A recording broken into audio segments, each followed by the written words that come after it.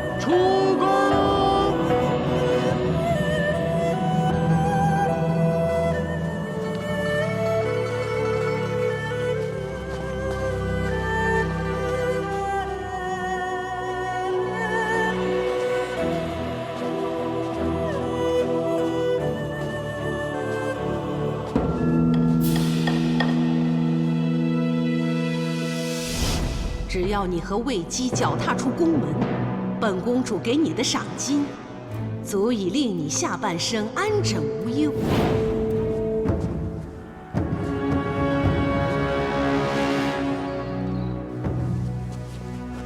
子父，你别难过了，出了宫门，一切都过去了。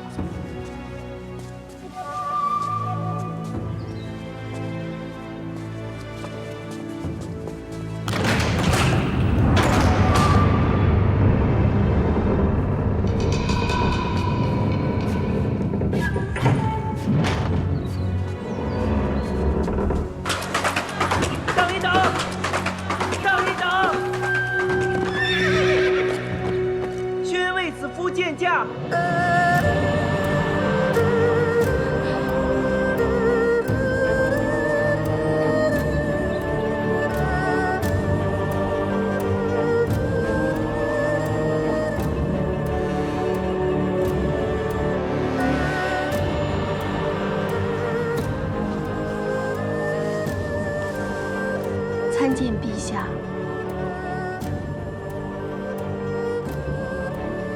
起来吧。谢陛下。敢问陛下，召见奴婢有何吩咐？你为何要出宫？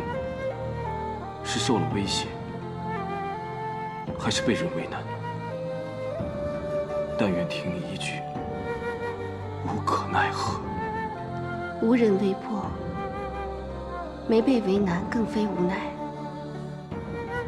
是奴婢自愿走的。为何要走？因为奴婢没有留下的理由。两情相悦不是理由，其遗偕老不是理由，难道名分未尊才是理由？荣华未享才是理由，还是日久情疏才是理由？执君之手，同入宫门；伴君之侧，共赏殿宇。岂怪名分未尊？皇宫衣风十足，日子无忧。岂言荣华未享？天子后宫妃妾百千，能得一朝宠幸，已属万幸。祈愿日久情疏。那你给朕一个走的理由。奴婢一无功名，二无家室，实在无法帮陛下建功立业。若贪恋至情，令陛下家无宁日，宏图难展，奴婢罪该万死。这么说来，你是为了朕好。可你言下之意，是说朕得靠后宫姬妾之家世，才能稳妥的当个皇帝，是吗？陛下恕罪，奴婢本意并非如此。可你刚才不就是这么说的吗？既然你这么为朕着想，这么一走不就如你所愿了吗？那你刚才哭什么？朕问你，你哭什么？奴婢为何而哭，无关弘旨，只求陛下放奴婢出宫。你这么想出宫？好，你回答了朕，朕满意了，自然让你出宫。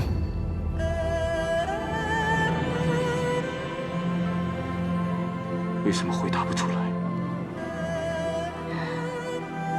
是舍不得朕吗？抬头看朕。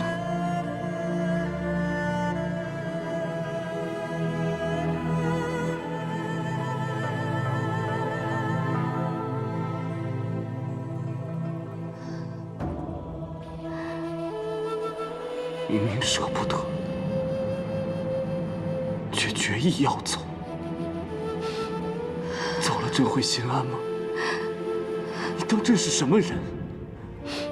你以为我孤身在外，不会对你怀猜？没想过玉环归在。陛下，若是你记住我的情谊，就不会为着自己无家室，怕给朕添麻烦，说走就走了。都是奴婢的错，奴婢实在不敢相信陛下思之念之，想归来相见的竟然是奴婢。为什么不敢相信？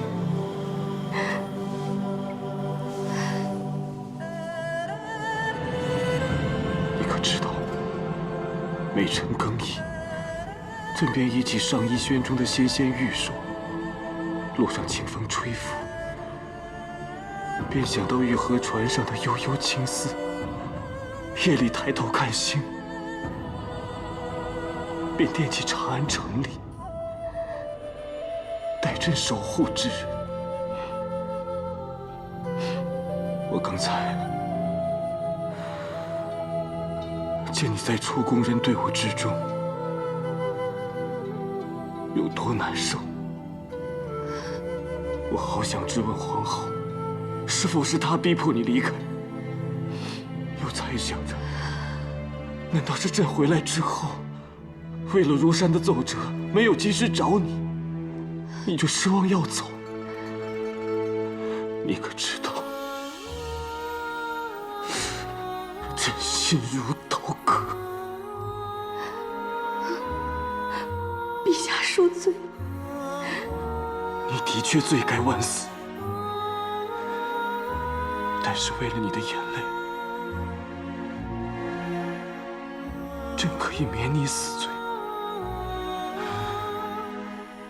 只是你轻忽朕对你的宠爱，一定要重重受罚。朕罚你这辈子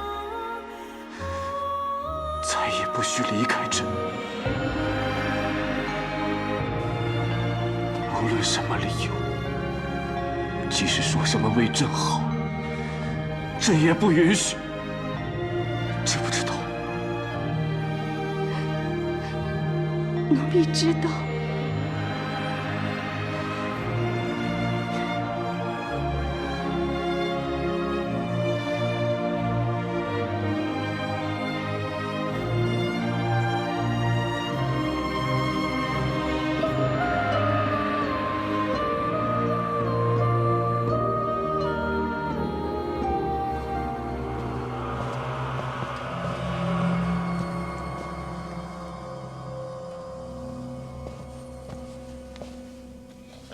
退下吧。诺。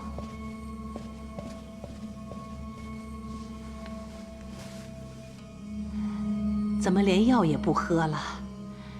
太医令说这种药要一直喝，才可以养好身体呀。好了有什么用？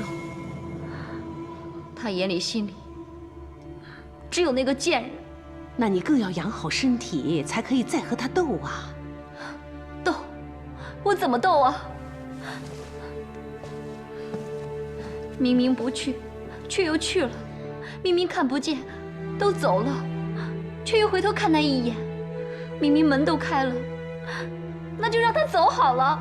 偏偏白明又赶上了，天都在帮他，我怎么斗啊？若是天要欺我娇儿，我就要同天斗；如果地要负我娇儿，我就要同地斗。母亲一定不会白白让你受委屈。你要争要斗的第一件事，就是要先养好身体；第二件事，你就是要忍。母亲，你要我去忍一个低贱的歌姬啊？刚才皇上看见那贱人之后，有质问你吗？那倒没有。那不就是了？看来皇上还是顾念这份夫妻情分的。你忍，皇上见你识大体，自然会心存感激；如果不忍，那就军心尽失了。你要好好守候在夫君身边，讨他欢心才是啊。娇儿，如今我们就让魏姬疏于防范，再趁机抓他把柄。这就叫做将欲弱之，必固强之；将欲取之，必固与之。你母亲历经两朝前庭后宫诸般争斗，什么阴谋诡计没见过？还怕对付不了一个无权无势、无谋士的小歌姬？别担心啊。以后，朕要你每日都替朕祭神。陛下后宫姬妾如云，怎能容子夫每日替陛下祭身啊？姬妾虽多，可却只是形势所逼，非朕所要。就如皇后，大家都认为金乌之诺，朕我二人情谊早定。可许诺之时，朕还是个孩童，哪知男女之情？直到遇见你，才知道何谓挚爱深情。陛下，子夫一直有样东西想要给陛下。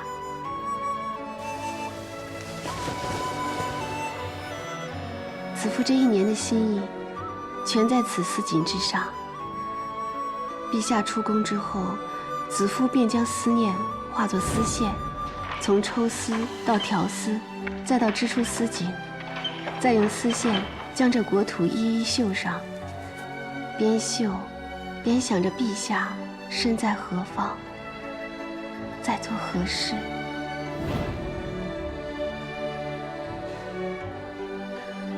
这是国谷，盛夏之时，恶殍处处。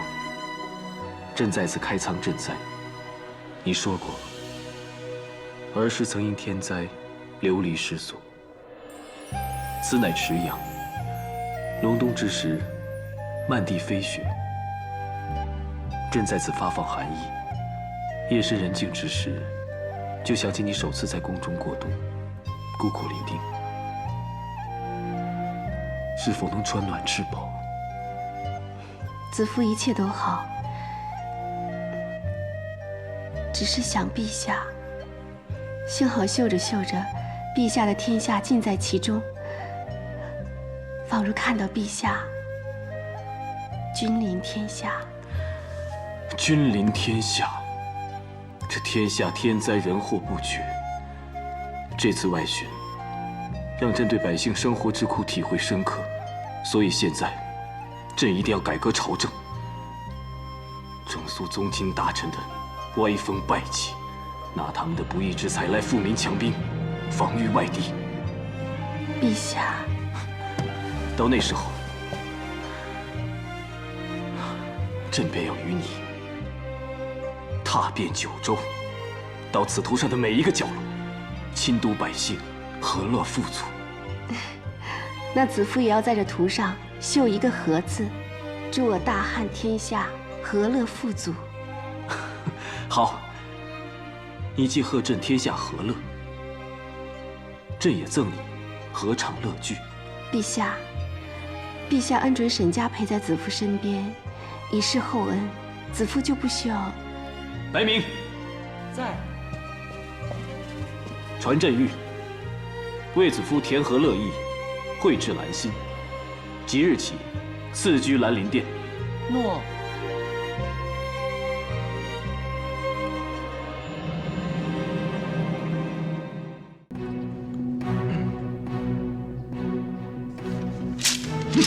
什么调度困难，纵容贪赃，其实都是在互相包庇。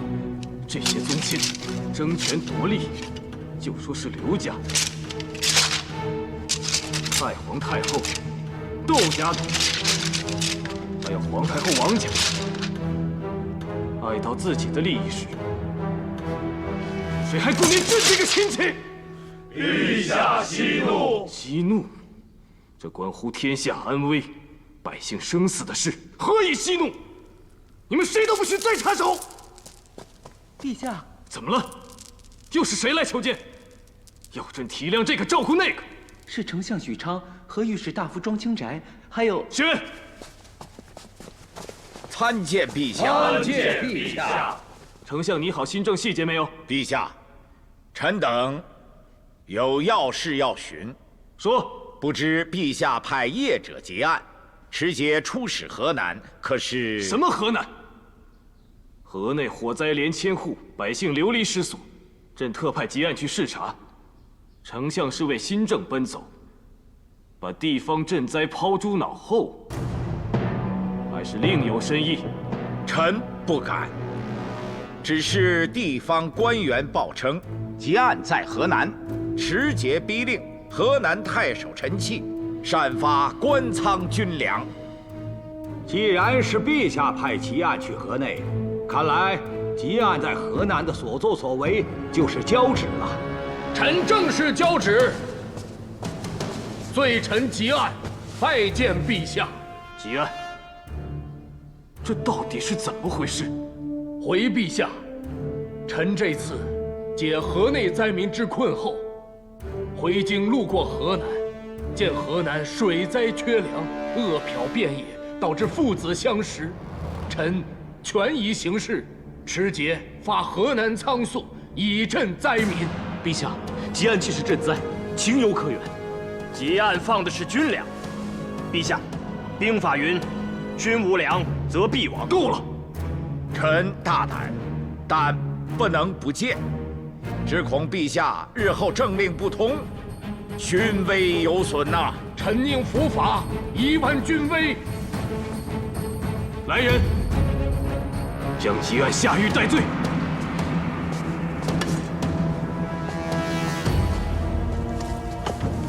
陛下，一个小小的吉案已能随便开仓，若新政一出，货粮周转，朝廷鞭长莫及，恐怕天下官仓尽开，这政令万万出不得呀！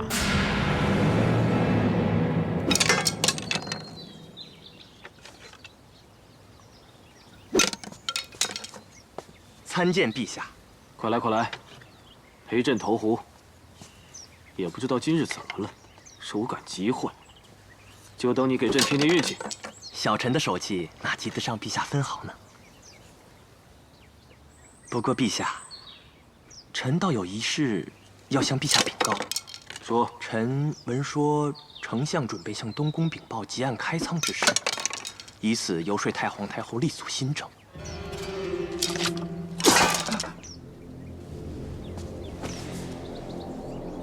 陛下，吉案私自开仓，滋事体大，如今又涉及到新政，恐怕非议更多。何不？不用说，新政不推，其他事朕也不管了。邓弘，传朕口谕，明日不早朝，朝政之事就由丞相许昌和御史大夫庄清斋代理。陛下，反正朕做什么都受阻，不如去上歌舞之乐，听丝竹之声。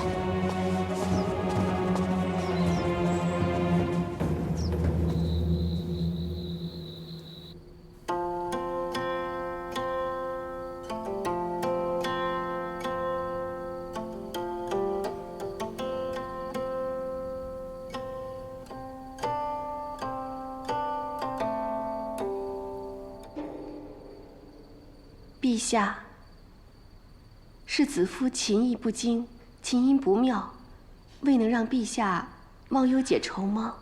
要不是你的琴音，朕的怒气早就把朕憋死了。来，子夫。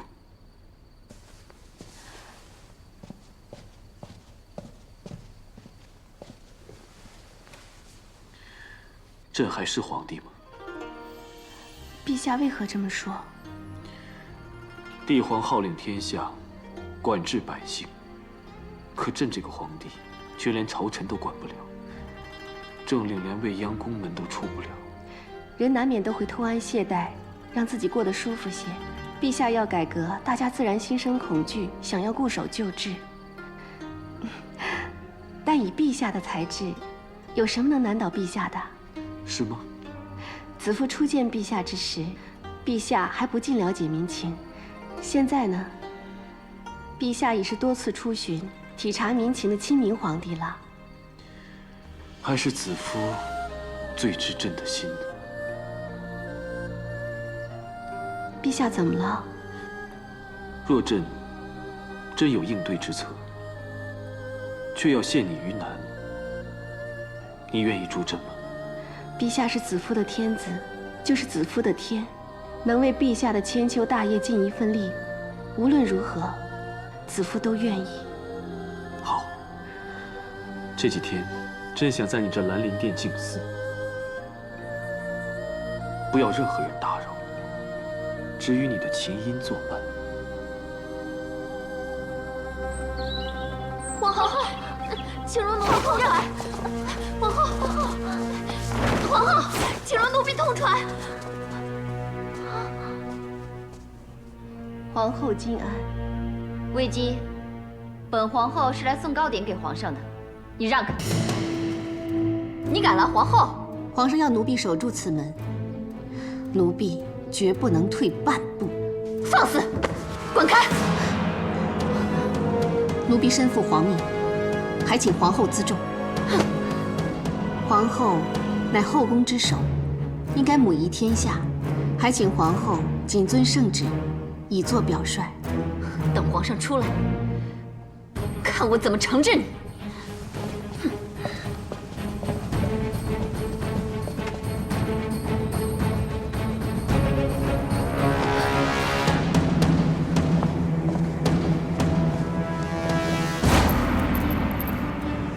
皇上是天子，也就是奴婢的天。皇上要奴婢守住此门，奴婢就绝不能退一步。奴婢身负皇命，请皇后自重，谨遵圣旨，以作表率。你的女儿，堂堂大汉的皇后，刚才就被他挡在他的门外。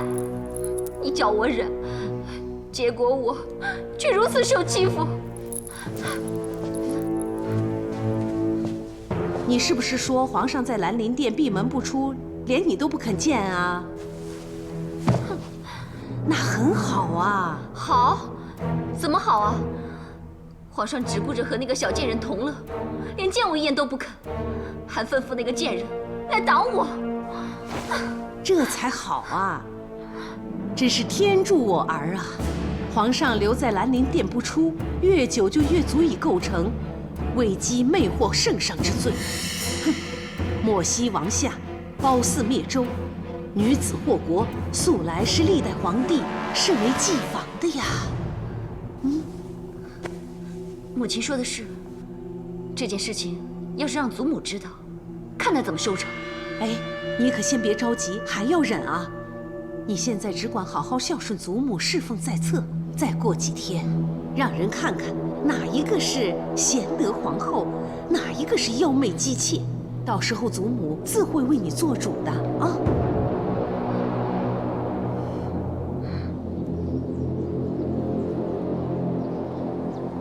常总管，公主，准备马车。我和君侯用过早膳后，就进宫夜见皇太后。诺。还有，吩咐马奴，马车要绕道，不要经过长信殿。切记，千万别惊动太皇太后。诺。参见公主。你休假结束来这里辞行的？是，承公主厚恩，许我在藏书阁中沉浸书海。最近一段时间，卫青受益匪浅，刚刚看到这卷，不知可否借回宫中详阅？我早就跟你说过，准你随意借阅，以后不需要再问我了。谢公主。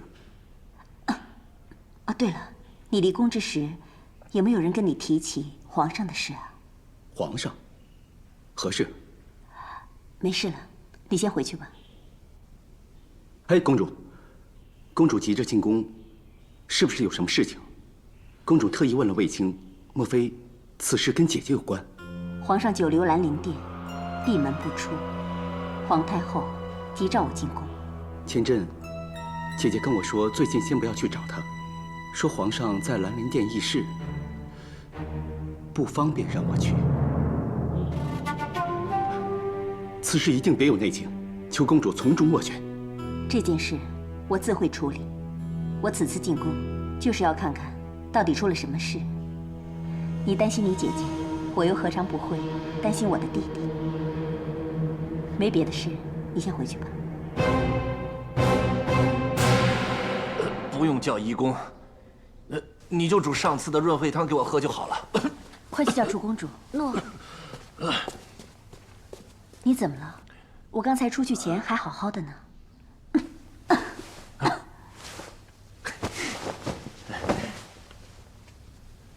公主啊，你我果然灵犀相通，才智相当啊！都知道如今是装病最适宜。什么装病啊？啊，母后为皇上闭门不出而急召公主，此时进宫，把人请出来，则得罪皇上；请不出来，则得罪母后，甚至太皇太后。不管得罪谁啊，都没好日子过呀。真是劝也难，不劝也难。还是装病不进宫是最好啊。说起来，都怪那个卫子夫，总给我们惹麻烦。皇上留他在殿中，若他被冠以什么罪名，肯定又会牵扯到我们。如果要说为难的话，我们不入宫，就是为止，是死罪。更何况，就算那不是皇太后和皇上，也是我的母亲和我的弟弟，怎么能不理呀？哎，公主啊，这可如何是好啊？哎呀，真是头痛啊！如果头痛的话，你就继续头痛下去吧，我自己进宫好了。哎，那最好呀。这要是出了什么岔子，还有我在外面张罗打点嘛。哎，公主啊，你一个人真的能行吗？啊，一切小心啊，记得用完早膳再起行，不要饿着啊。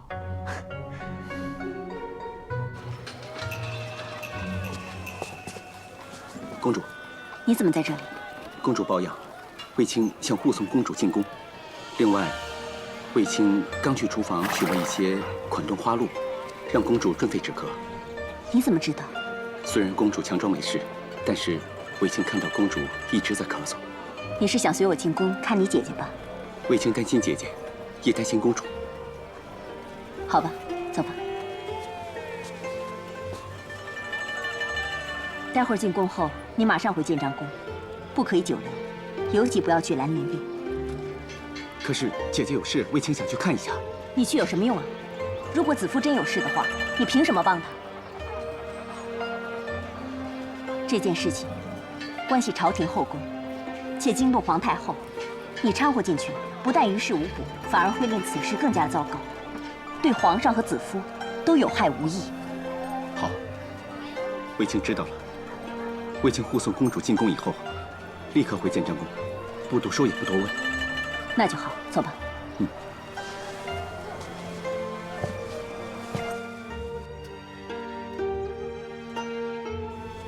皇帝连日闭门不出，我昨日召见他都没来，今日又不早朝，实在叫人担心呢。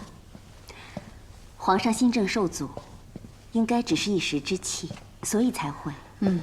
一时之气，过这几天也该闹够了。禀皇太后，马车已备好。走，去兰陵殿。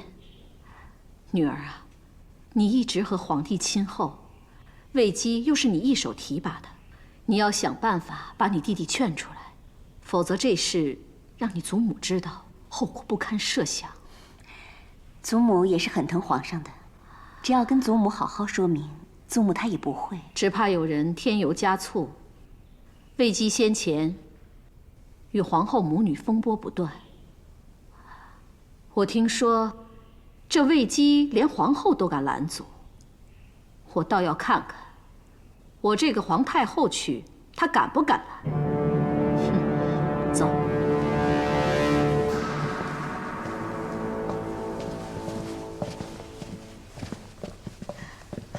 段大哥，你回来了，事情办得还顺利吗？一切都很顺利，就是担心你这里的情况。段大哥放心，我能应付的。子夫，皇太后与平阳公主来了。皇太后驾到！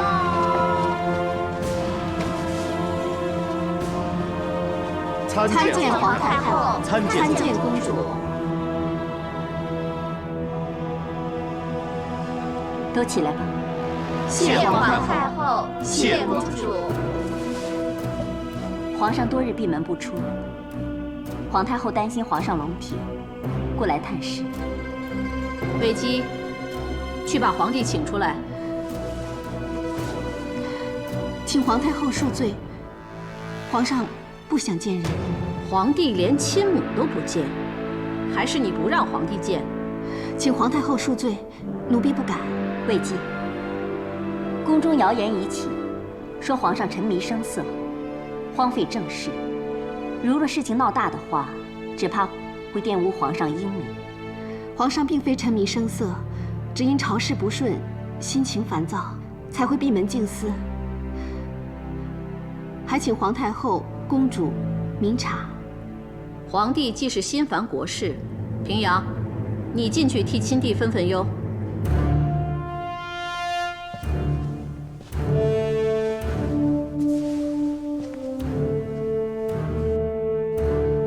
皇上这几日胃口好吗？皇上吃得香，睡得好，身体安康，就是怒气未消。母后，以往弟弟心烦，都是食不下咽，睡不康宁，每每要策马出外，奔跑射猎才能舒坦，但如今却一反常态。而且，此人乃跟在皇上身边的七门仆射段宏，此刻却持剑在此。孩儿相信，这该是皇上的安排，未必就是贪恋美色。母后，还是等皇上出来再问吧。我愿意等。太皇太后可不一定就此作罢。太皇太后驾到！参见太皇太后。恭迎太皇太后。都起来吧。谢太皇太后。参见太皇太后。平身。谢皇太后。母后，母后要想见谁，去把他召到长信殿便可，何须移驾到此？多日不见皇帝，再不亲自来寻，恐怕就见不到孙儿了。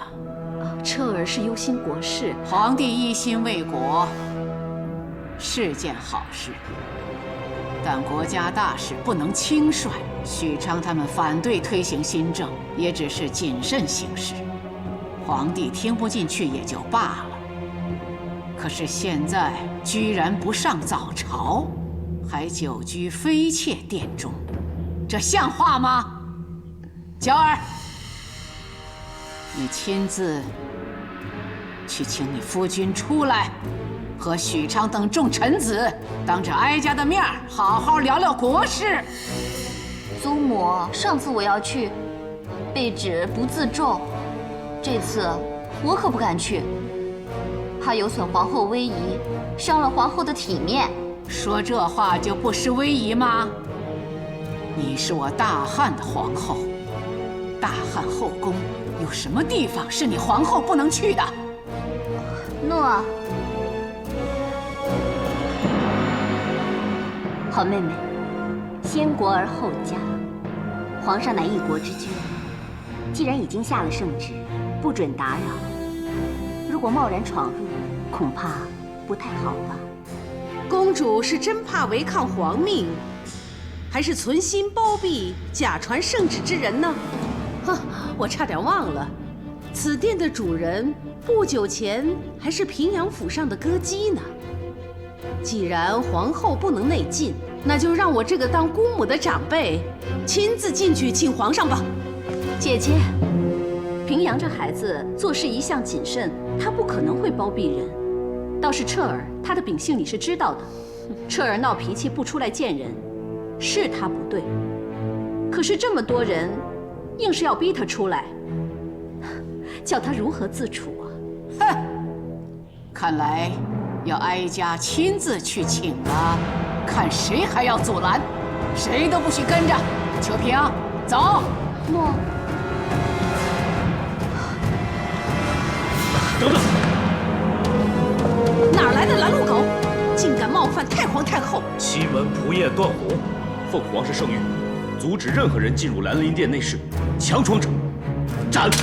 圣谕，你知不知道此乃皇上的亲祖母，就是皇上亲临，也需称臣服命啊！啊！无论是谁，臣识君之路，只知死守军令。好，你既然一心求死，哀家就成全你。来人，在，拖下去斩了。够了！求太皇太后开恩呐！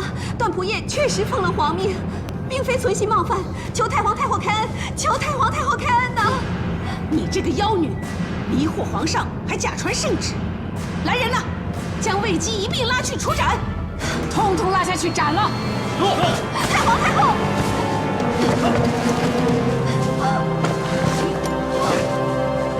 混蛋都不要！皇上不在兰陵殿。皇帝在哪儿？孙儿在此。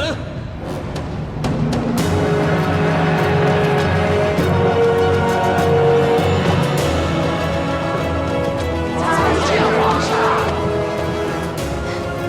都起来吧。是殿皇上。太皇太后金安。皇太后万安。太皇太后，孙儿离宫，亲自去了河南，查吉案开仓之事。既是查案，光明正大，又何必故弄玄虚？彻儿，这到底是怎么回事啊？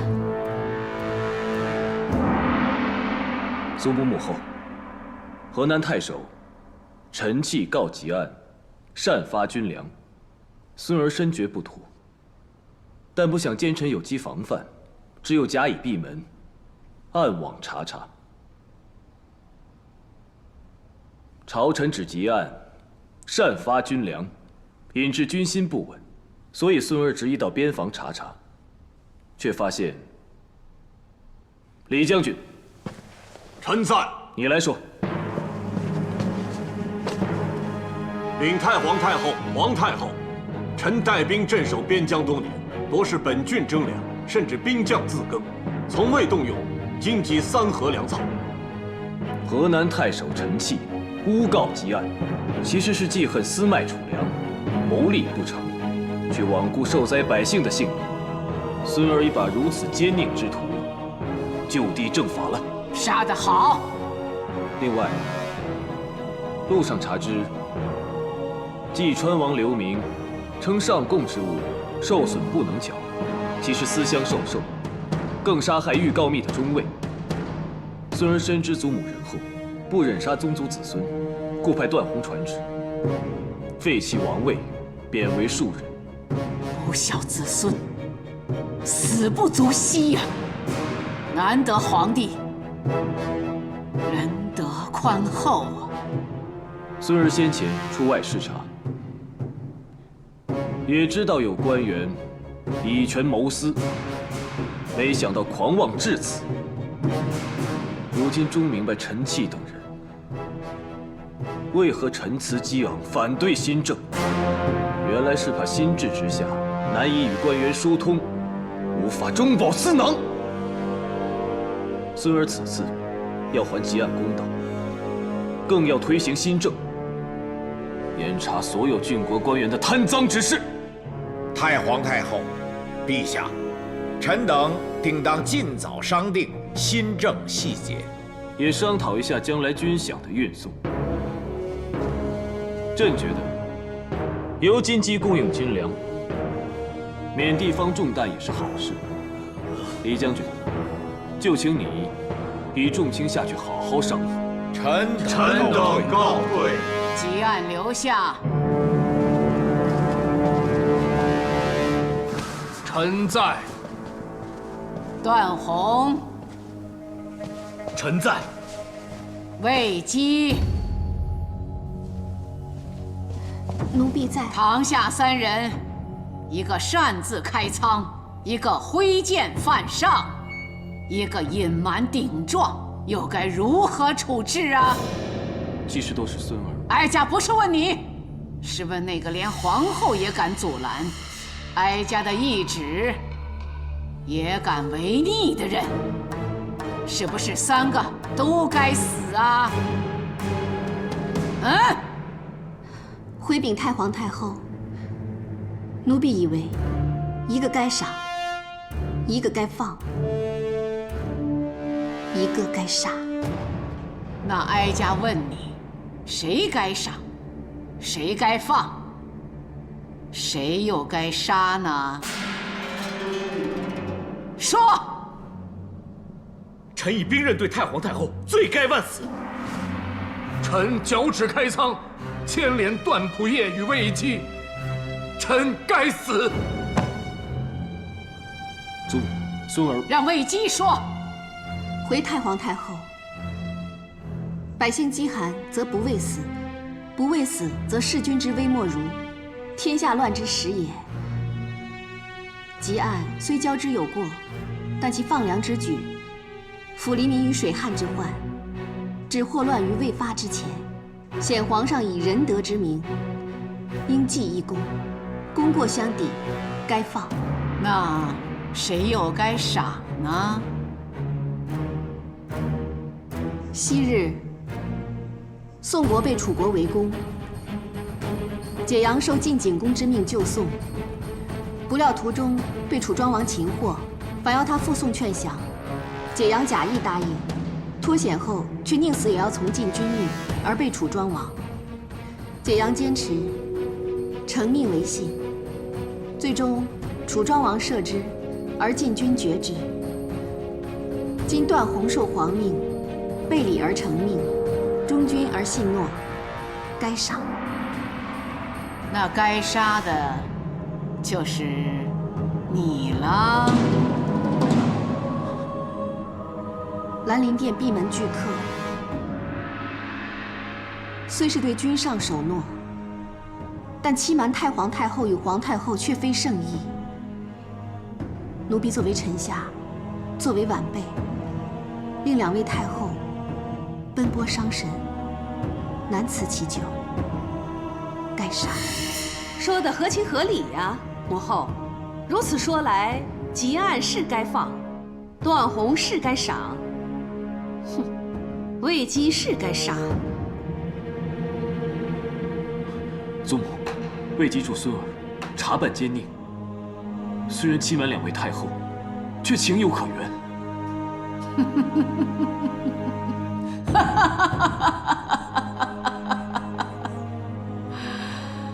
好一句情有可原呐！那皇帝的意思是，这魏姬是该赏，更该放了。既然只是情有可原，而不合法理孝道，自然该罚。就罚魏姬1年内不予封号，着令继续学习宫规宫礼，以彰显太皇太后仁慈。好，好，好，彻儿，那2个人又该如何处置呢？即按开仓赈灾，功过相抵，迁为荥阳令。段宏冒死守命，忠信可嘉，赏金500。你等3人还不快谢恩？谢太皇太后、皇太后、皇上隆恩。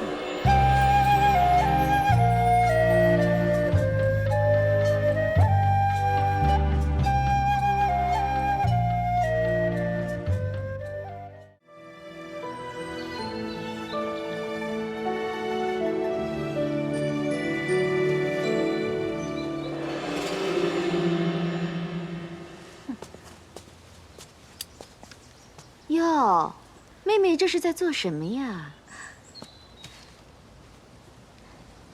见过2位姐姐。妹妹采花做些香囊，原来是做香囊讨皇上欢心呐。你看，我们就是少了妹妹这份心思，怪不得不如妹妹那般得宠呢。姐姐误会了，妹妹做的香囊是送给姐姐们的。真的？真有那么好？妹妹可真有心思。哟，宫里什么时候多了这种贱草？就是啊，佳姐姐，你看这些草，渐生渐养，随处生在荒山僻野之中。即使有花，花色不艳，姿态不娇，实难跟宫里的鲜花相提并论呢。妹妹拿这些给我们做香囊，是想讽刺我们吗？这花虽然生在荒野，但是香气逼人，民间都是用它们来缝香囊的。这儿轮得到你说话吗？张嘴！哎，你们不要太过分了！姐姐，姐姐放肆！皇后万安！万安！免礼吧。谢皇后。真是目无尊卑。就是一个小小的下人，居然敢顶嘴。皇后，他们不光讥讽后宫嫔妃，还犟嘴动手。这次非得重重教训他们不可。哼，你说我是该教训他，还是教训你们啊？你们2个已经入宫多时，都是有身份的人，既然在大庭广众之下不顾身份，故意刁难他人，吐口舌之争容易，羞辱别人也容易。可是，这是后宫的相处之道吗？是皇上愿意见到的吗？本皇后来了，你们还要搬弄是非？你们眼里还有皇上，还有我这个皇后吗？皇后恕罪。你们刁难的是魏姬，应该向她赔罪。请皇后不要责怪2位姐姐，她们也只是把心里的话说出来。她们说的没错，奴婢也觉得山花难比宫华艳。他们只是想教导奴婢宫里的尊卑礼数，奴婢受教了。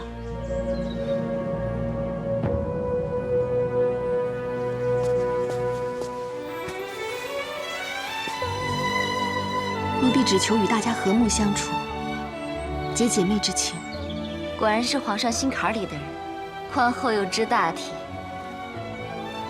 你们2个，与其花时间多嘴饶舌，还不如好好去养养性情，修修品德。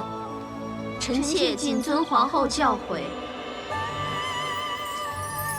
以前我们只是有些误会，正如我所说的，后宫纷扰非皇上乐见。以后我们就好好相处，再无芥蒂，一起弑君，好吗？奴婢不敢当，奴婢只求皇后能明白奴婢的心。放心，其实我早就看出来了，你既能帮皇上分忧，又善待姐妹，为我分忧，就是我的好妹妹了。从今以后，我不想再听到后宫有争斗攻讦的传言。大家要同心同德，互敬互重，服侍皇上，知道了吗？谨遵皇后训诲。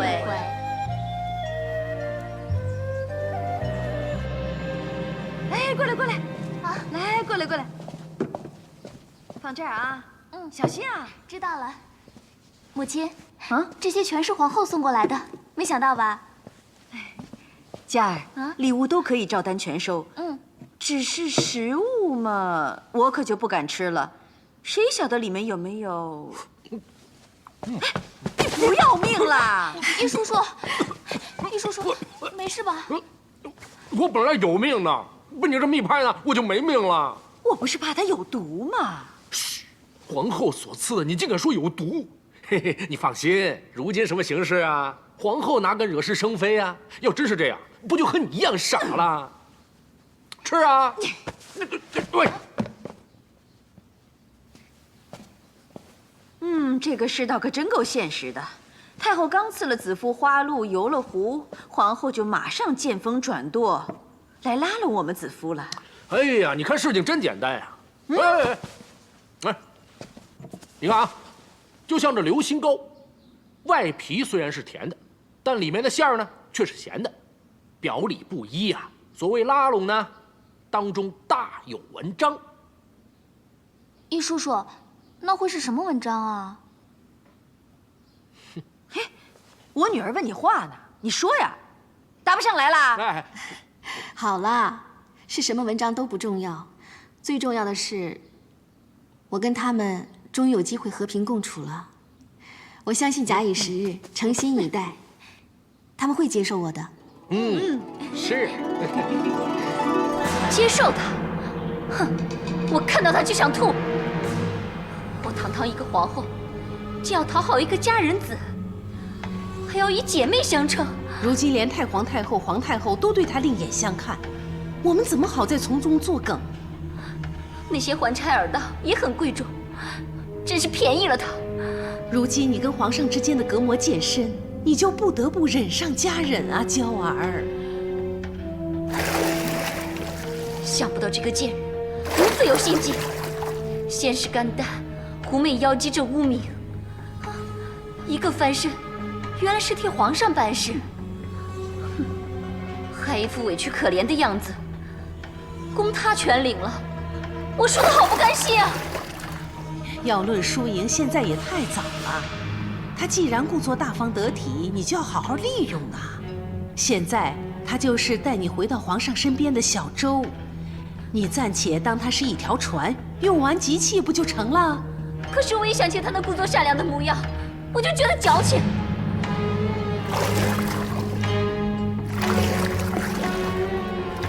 什么和睦？讨厌！后宫要是能和睦，那猪狗都能升天了。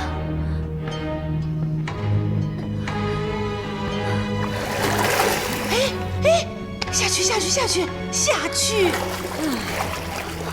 母亲，好痒啊，越来越痒，我受不了了。哎呀，这玉燕粉是薛御医祖传的秘方，韩嫣说当年曾轰动民间，让不少本来无所出的都能怀胎，十分的有效。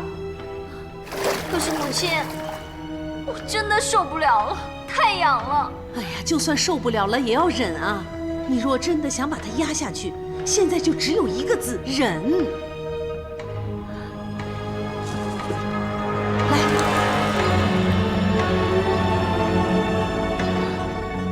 好，待我怀上龙翼那天，我一定要那贱人百倍偿还。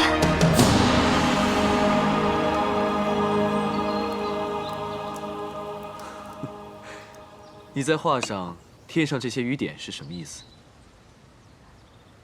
望陛下雨露均沾。你就是喜欢将我推给其他人吗？娇花翠叶得成雨露，才能开得艳丽，宫中才能美景长存吗？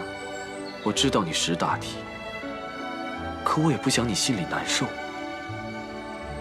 不会的，子夫只想宫中和睦，这样陛下才能真正无后顾之忧啊。贤惠如你，怎会不叫人动心呢？即使雨露均沾，满庭花轿，我还是想让你知道，我也只会住一株幽兰。启禀陛下，皇后求见。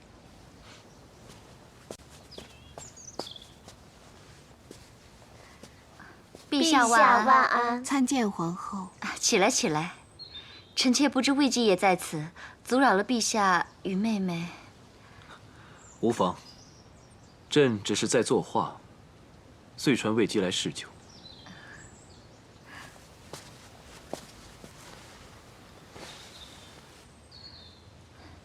这里繁花似锦，难怪陛下有此雅兴。臣妾刚得了一盆晚香玉，此花只在夜间盛开，芳香浓郁，想要陛下一同欣赏。啊，要不魏姬也一起去吧？奴婢谢过皇后，今日奴婢身体不适，想回去歇息。还望陛下、皇后恩准。既然累了，那就好好休息。那你先回去歇着吧。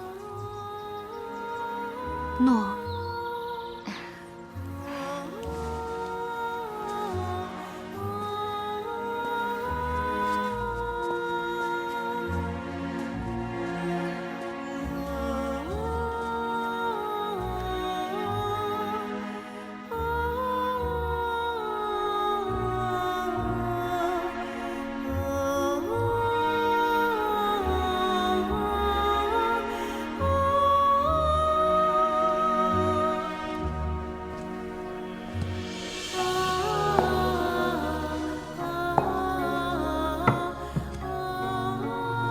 看着皇上和他人而去，心里很难受吧？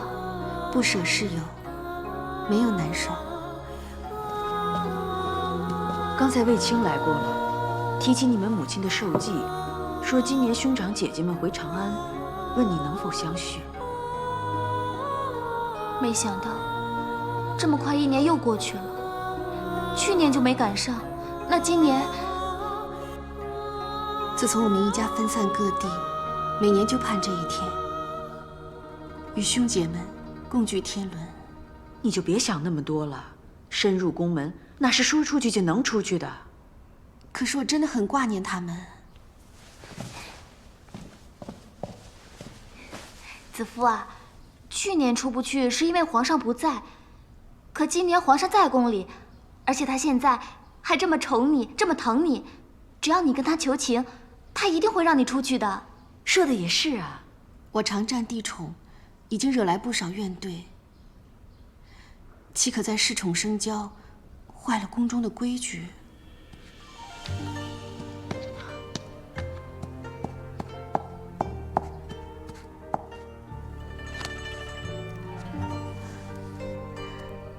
姐姐，我这个好，香气浓郁，是桂花香，真不错。我这个才好，颜色鲜艳，是芍药吧？我最近啊，总觉得头痛眩晕，目赤肿痛。有了你这菊花香囊，散风清热，看来很快就会好了。你们手上的都不及我这地黄香。是啊，皇后何等尊荣，就只有地黄香才能相称。好香啊，好香啊！我这个是吗？这里好热闹啊！参见陛下。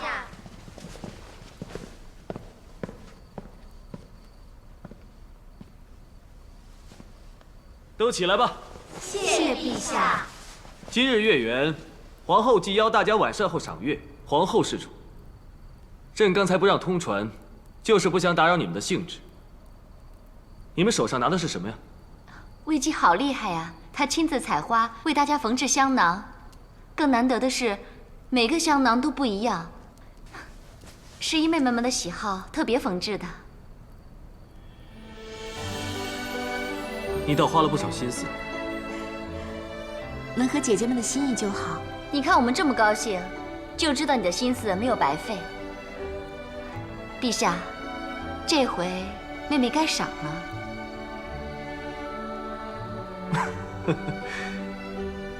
那皇后认为该赏什么？只怕金银财宝入不了妹妹的眼。那日我见一侍女躲在一角哭泣，一问，原来是私家。魏姬进宫以后，从未探望过家人，想必魏姬也是个恋家之人。陛下可否恩准魏姬出宫，与家人团聚呢？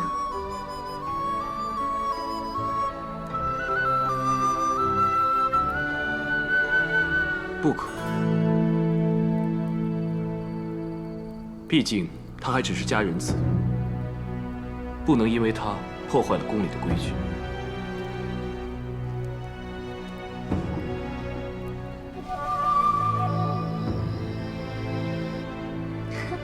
还以为她要风得风，要雨得雨，哼，没想到。这比起你等他出宫以后，由你趁机独占皇上，还要更加让人宽心啊！可不是，皇上回绝他的时候，他那不可置信的表情，哼，我想想就开心。娇儿，你也别太放心了。皇上这么回绝他，倒不太像平日的皇上。哎，会不会？皇上始终是皇上，怎么会专宠一人？等过些日子腻了，自然就会换人。可是皇后始终是皇后，她说过不会离弃我的，这诺言看来真能守下去。当然希望皇上能够信守诺言，但你一定要怀上龙胎，生个皇子，这样你的皇后之位才能更加稳固。我知道，母亲，这玉燕粉好像越来越痒了。这次啊，薛姨姨加重了配方，药力更强，你可一定要忍。母亲你只管放。那卫子夫看来是朝不保夕，待我有了龙翼，看他还怎么风光。好。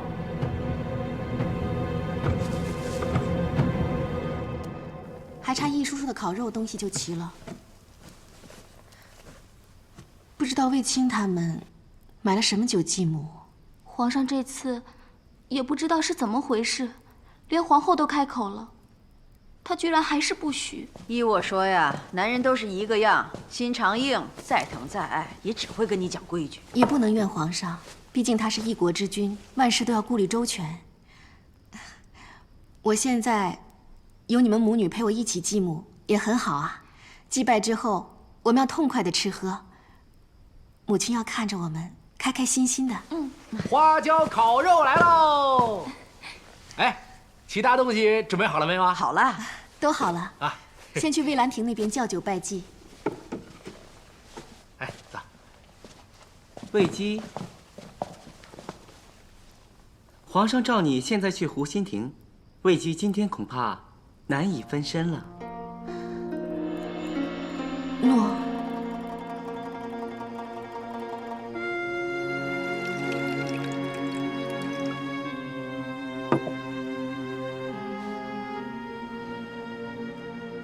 闷吗？不闷。看来该奏乐助兴了吧？诺。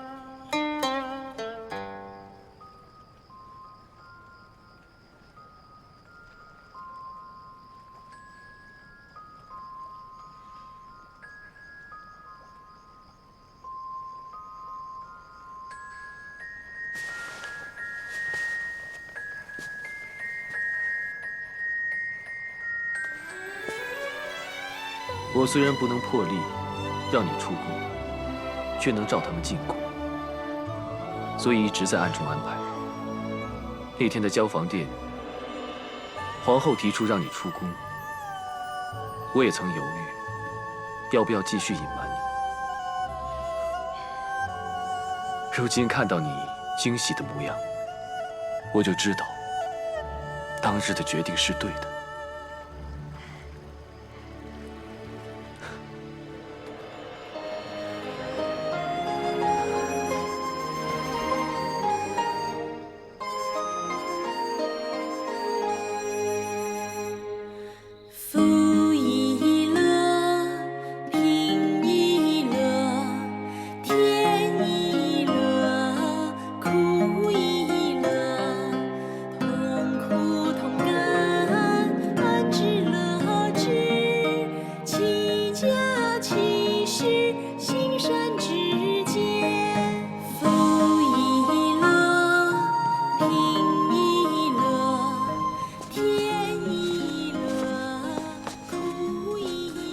这次你安排得很好，朕要好好的赏赐你。其实臣也没做什么，只是待魏姬离开了，跟懿寒、喜娘说了声，他们就配合布置了。朕不是说这个，若不是你，朕不会知道他与家人一年一聚之事，也不会看到他如此爽朗兴奋的笑容。臣只是偶然从卫青那里得知，向陛下一提罢了。没想到陛下会花这番心思，这番心思值得花。当时朕回绝了让他出宫，看到他那么失望难受的模样，就觉得心痛，几乎都要把事情说出来了。幸好陛下没有说，要不然就没有魏姬现在的惊喜和高兴了。这份雀跃，必永存他心间。这也不枉朕陪他难受多时。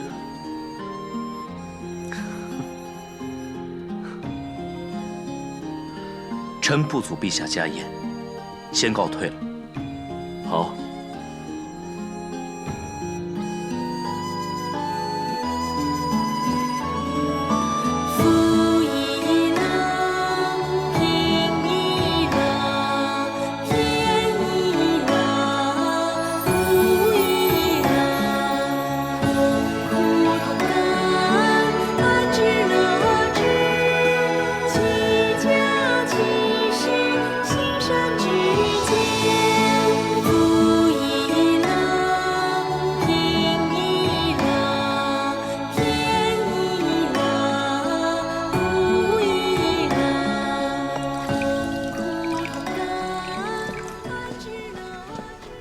你们别拘谨，今日是魏家的家宴，就当朕来沾光好了。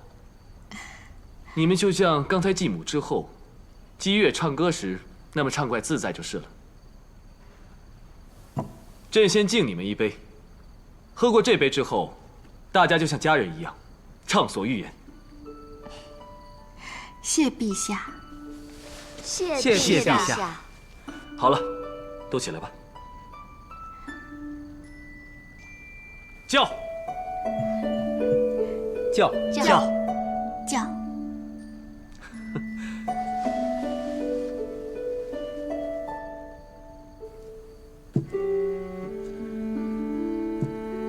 你们刚才唱的那首歌谣很有意思，是民间常唱的吗？是我们乡间一位夫子编的，好让学生们容易记得他所教的处世之道。他教得很好，要是天下人都学他的处世之道，那就太平了。这夫子还在吗？朕真想重重赏他。那回雨灾，各自逃难之后，就没有人见过周夫子了。真是可惜啊。那除了周夫子这歌谣，你们小时候还有什么趣闻轶事、湘谈风俗，说来给朕听听。其实也没什么，我们是穷乡，孩子们都只在沙地上田埂旁练习写字。对，姐姐呢喜欢在晒着干花干果皮的鸡上画字。姐姐学字啊，学得又快又好，周夫子啊最疼她了。所以子夫啊很招人嫉妒。但他常说要守夫子的教诲，所以他一知道有人因为他而心里不好受，他就会费尽心思的去跟人家和好。不是要说风俗，怎么说起我来了？这个朕爱听，继续说。那我说了，姐姐最拿手的就是她的蒸饼。是啊，好特别的蒸饼。有什么特别的地方？是粉团里加了蒜，所以比较香。快有2年没有尝过子夫做的蒸饼了。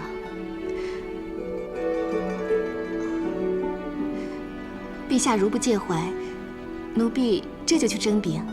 有叶寒叔叔还有沈家他们帮忙，很快就能好。好，你去吧。朕也想尝尝你做的蒸饼。诺。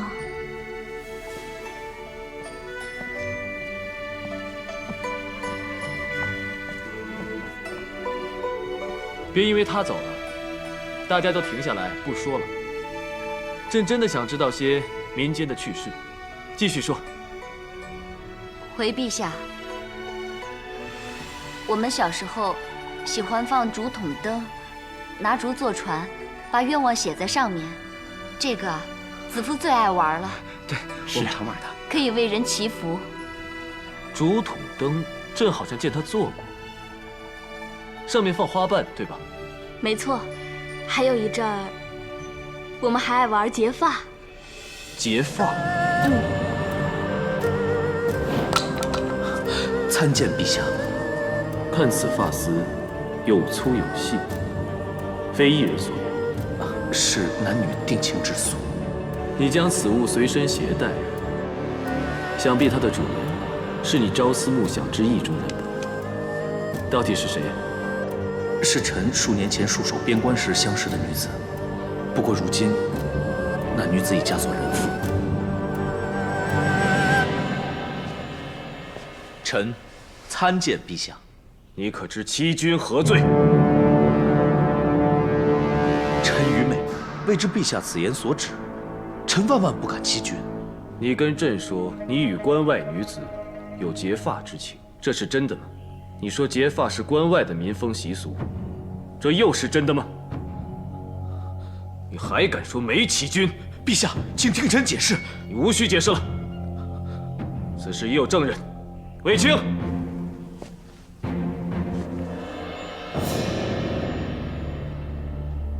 陛下，段宏，你为何要隐瞒朕？可知欺君之罪，论罪当斩。段大哥呀，段大哥，我们小时候乡间玩的那些玩意儿，难道你都忘了吗？这什么记性啊！差点让我们全家笑话皇上，让皇上失礼呢。正是，你说结发是关外的民风习俗，但原来中土就有，你小时候也玩过。昨夜他们说起结发之事，朕还反驳，你叫朕在人前出丑。臣实在不记得小时候也玩过这种结发游戏，心里只挂记着关外那段情缘。臣没有欺骗陛下的心，求陛下明鉴。朕知道你是把儿时的玩意儿忘了，可朕问你民间的风物习俗，不单是好奇，还真是想多了解民生民情。你若不进不识，那岂不是……臣罪该万死。若朕就为此杀你，恐怕朝堂之上没人能活了。幸好这次只是在子夫家人面前，若换成是宣示朝议，让其他大臣指证出来，朕可是英名有损呐。臣知罪。你帮朕安排子夫与家人团聚，朕说过要赏你，那就功过相抵吧。谢陛下。